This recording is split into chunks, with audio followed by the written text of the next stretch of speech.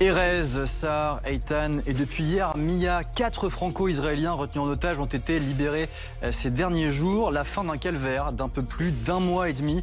Ces ex-otages ont enfin pu retrouver leur famille, leurs proches. Mais déjà, leur retour à la vie normale s'annonce plus que périlleux. Au fil de leur récit, on découvre qu'aux mains du Hamas, ils ont été victimes de violences physiques mais aussi psychologiques. Reportage des envoyés spéciaux de BFM sur place avec Jérémy Normand, Isabelle Golens, Lisa Domergue et Bertrand Séguier. On se retrouve juste après. Les derniers mètres à parcourir. Et l'étreinte de la délivrance. Entre une mère, Keren Charchem, et sa fille, Mia.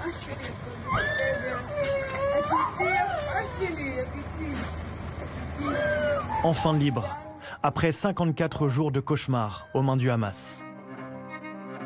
De retour parmi les siens, mais le visage marqué par l'épreuve et le regard grave de cette jeune franco-israélienne de 21 ans, enlevée et blessée le 7 octobre dernier lors de l'attaque terroriste du Hamas en Israël. Elle est ensuite transportée en hélicoptère à l'hôpital Sheba, dans la banlieue de Tel Aviv. Sur ces photos, où elle est entourée de ses proches, un sourire s'affiche désormais sur son visage. Sa famille se relaie à son chevet, comme son père, David Shem. Nous le retrouvons le lendemain matin, en chemin pour l'hôpital. Oui, Viviane, je suis en route pour aller la voir.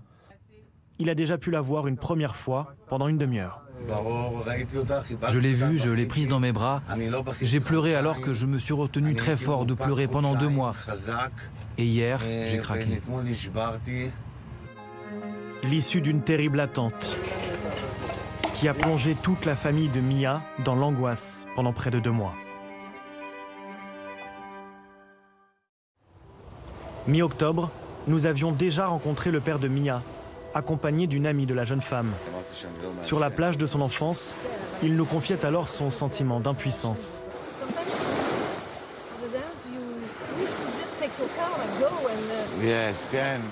Oui, complètement. Parfois, j'ai envie d'aller à Gaza, de leur dire qu'ils me prennent en otage à la place de ma fille et qu'ils fassent un échange de prisonniers. Ça me rend fou d'être sans aucune réponse. Cette jeune femme est l'aînée de 4 enfants. Elle travaille comme tatoueuse et vit toujours chez sa mère. Le 7 octobre, elle se trouvait à la rave party où 260 personnes ont été tuées. Son amie Tova avait prévu d'y aller, mais a dû annuler au dernier moment. Elle a appris la mort de 2 de ses amis et la disparition de Mia par la télévision. On a vu qu'elle était missing et j'étais beaucoup avec lui, on ne savait pas quoi faire, on a prié, on a beaucoup pleuré. Et c'était pendant vraiment 8 jours pour Mia qu'on ne savait vraiment pas si elle était morte, on ne savait plus quoi penser. Vraiment, on a pensé les pires choses qui existent. On a vu des vidéos sur Instagram, des gens qui ont coupé la tête et tout. On a imaginé le pire. Et vous, Tova, est-ce que vous avez de l'espoir? Moi, j'ai de l'espoir et je pense qu'avec de l'aide de tout le monde, de la France, Israël, les soldats, à la fin, elle va revenir à la maison.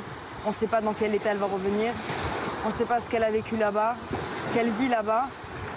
Mais moi, j'ai de l'espoir qu'elle va revenir à la maison. Et j'espère très, très bientôt.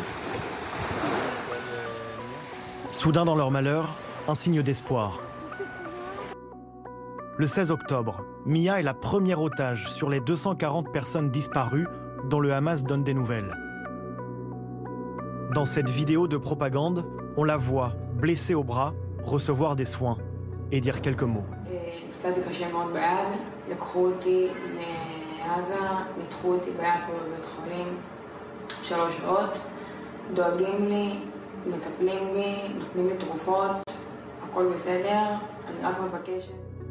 Parle-t-elle sous la contrainte? Est-elle sous l'emprise de médicaments? Est-elle vraiment bien traitée?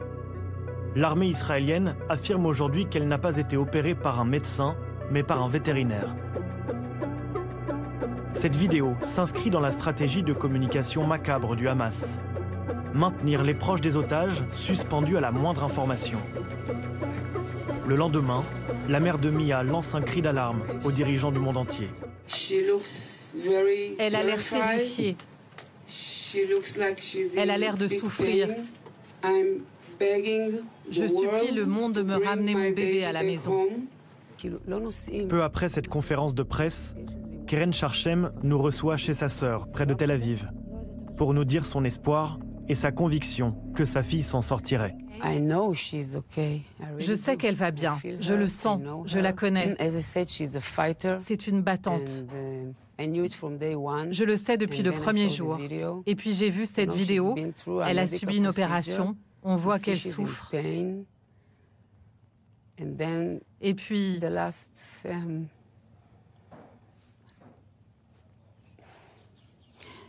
dans les dernières images, on voit qu'elle se rétablit.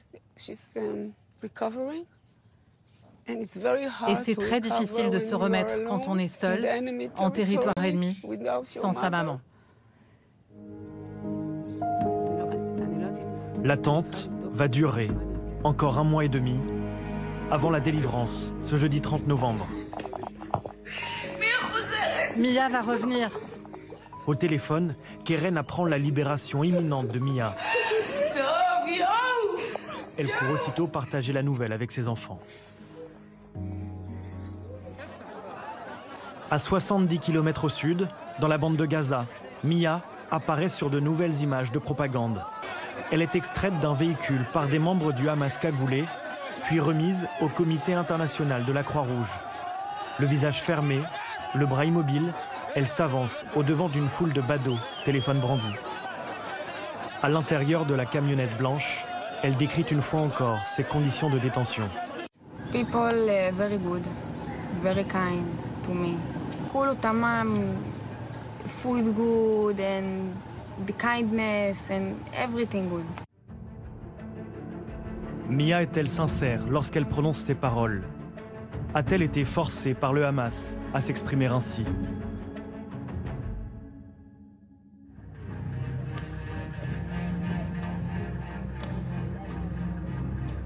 Chaque libération est l'occasion pour l'organisation terroriste de se présenter sous un jour empathique avec ses captifs. Chaque libération est accompagnée de sa vidéo de propagande, à la réalisation soignée. On voit ici des combattants du Hamas lors des toutes premières libérations en octobre. Ils donnent des biscuits et une boisson aux 2 octogénaires, Nurit Cooper et Yocheved Litchit. Ils les aident ensuite à marcher jusqu'au véhicule de la Croix-Rouge.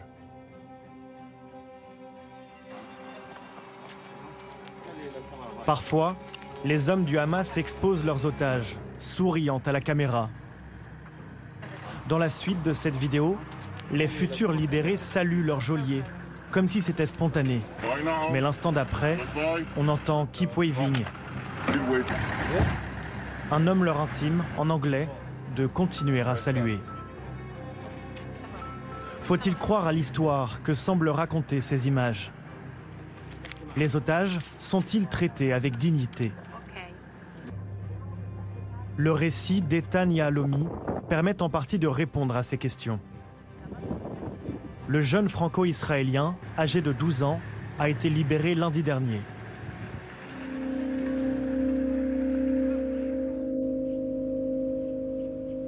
Huit semaines d'angoisse absolue pour sa maman Batsheva, que nous avions rencontrée il y a 1 mois. Là, c'est notre Eitan. Il est toujours avec des animaux. C'est un enfant que toutes les mères auraient aimé avoir. Je ne dis pas ça parce que je suis sa mère. C'est un enfant avec beaucoup de charisme. Batsheva a assisté à l'enlèvement de son fils. Elle vivait dans le kibboutz de Niros avec son mari et ses 3 enfants quand les terroristes ont fait irruption dans leur maison.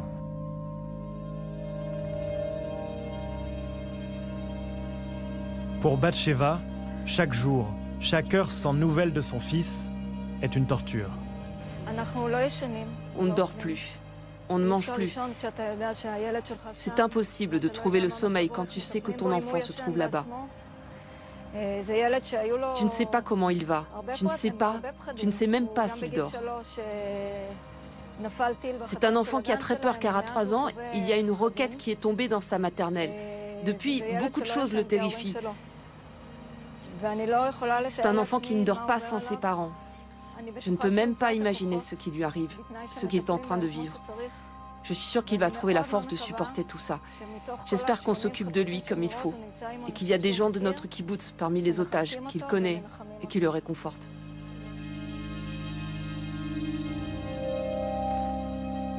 Lundi dernier, après 52 jours de captivité,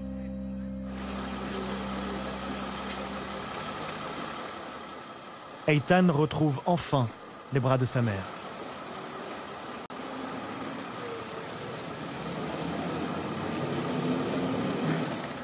Le soulagement, immense, mais aussi le regard éteint d'Eitan, qui laisse entrevoir le cauchemar qu'il a enduré.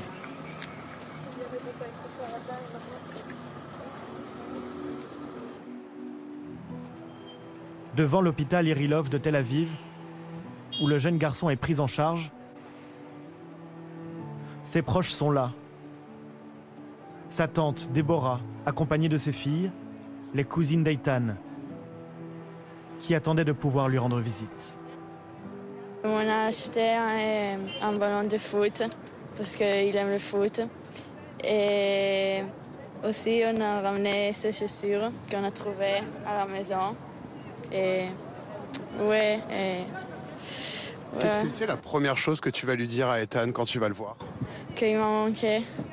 Et je suis super contente de le voir. Depuis son retour à Tel Aviv, Eitan commence à raconter sa détention. Ses proches découvrent peu à peu le calvaire qu'il a vécu. Le Hamas a obligé à s'asseoir et regarder le film d'horreur du 7 octobre. Le film que personne ne veut regarder. Chaque fois qu'un enfant pleurait là-bas, ils lui ont menacé avec une arme pour qu'il se taise. Et arrivé à Gaza, tous les civils, tout le monde l'ont tapé quand il est arrivé là-bas. C'est un enfant de 12 ans. On parle d'un enfant de 12 ans. Peut-être je suis naïve, mais je voulais espérer qu'il soit bien traité. Mais apparemment non, c'est des monstres. Après le soulagement de la libération, ces familles devinent la détresse dans laquelle leurs proches ont vécu pendant près de 2 mois. Comment on peut se sentir bien après une expérience comme ça? Je vais aller le voir, je vais lui donner un grand câlin et il a un long chemin à faire. Lundi dernier, en même temps qu'Eitan, 2 autres enfants français sont relâchés. Erez et Sahar Calderon, 12 ans et 16 ans. Des libérations qui interviennent après une mobilisation de chaque instant de leur famille. C'est le cas d'Adas Calderon, qui a remué ciel et terre pour retrouver ses 2 enfants. Ce jour-là, mardi 24 octobre, le président français est en Israël. Emmanuel Macron est dans le salon de l'aéroport pour échanger avec une trentaine de proches de Français tués ou disparus.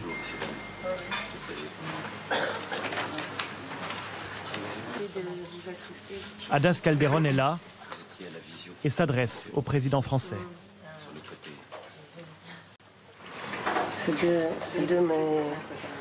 C'est ma fille et mon garçon et le papa, en fait.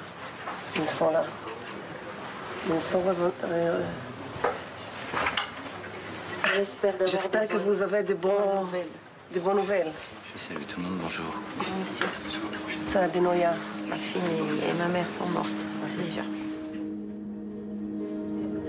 Elle veut croire que cette rencontre peut faire avancer les choses. Est-ce qu'il vous a dit s'ils étaient vivants? Il ne peut pas nous dire, mais il sait qu'ils sont au stage. Oui. Aux côtés d'Adas, Sabrina Bellassène, qui travaille dans la communication. Depuis le 7 octobre, elle a tout arrêté pour s'occuper des familles d'otages désespérées. Être français va nous sauver la vie. Vraiment? Quelle a été l'implication de la France dans la libération des enfants Calderon? impossible de le savoir. Mais le 27 novembre, enfin, Hadas Calderón apprend qu'ils sont libérés.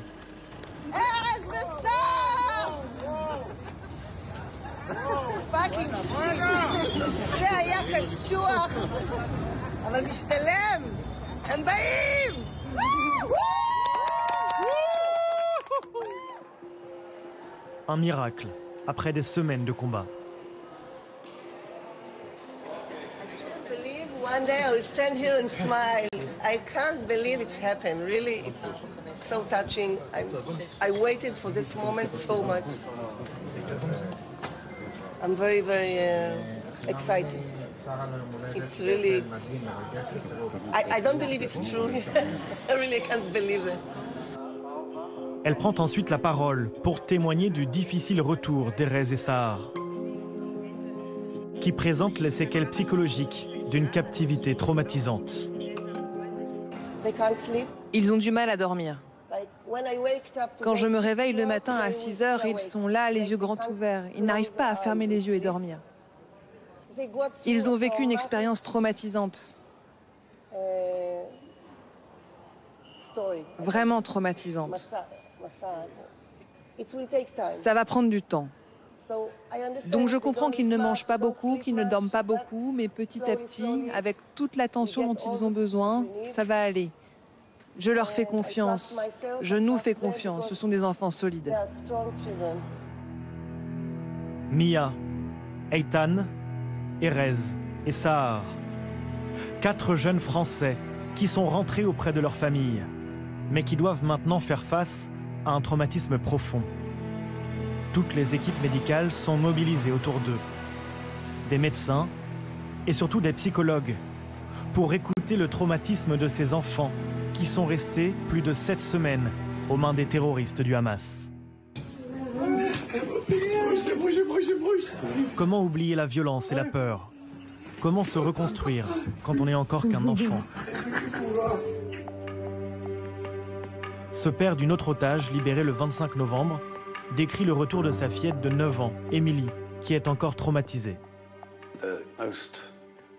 Ce qui était particulièrement choquant et troublant lors de nos retrouvailles,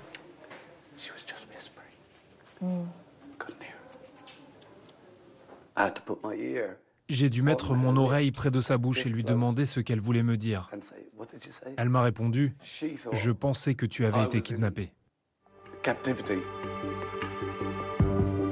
Même traumatisme pour les enfants Calderón, qui ont commencé à décrire leurs conditions de captivité. 52 jours dans le noir, il ne fallait pas parler à haute voix, il fallait pas... Et ils étaient constamment menacés.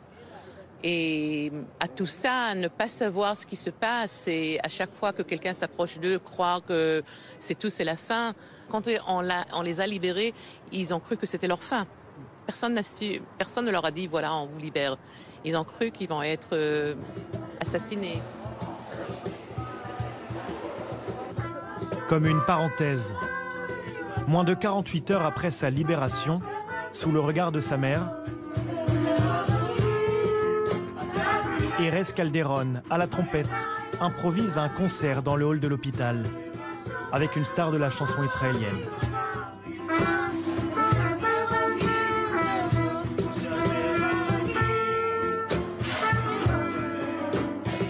Le père d'Erez et de Sahar est lui toujours aux mains du Hamas. Voilà pour ces histoires qu'on suit évidemment au jour le jour sur BFM TV.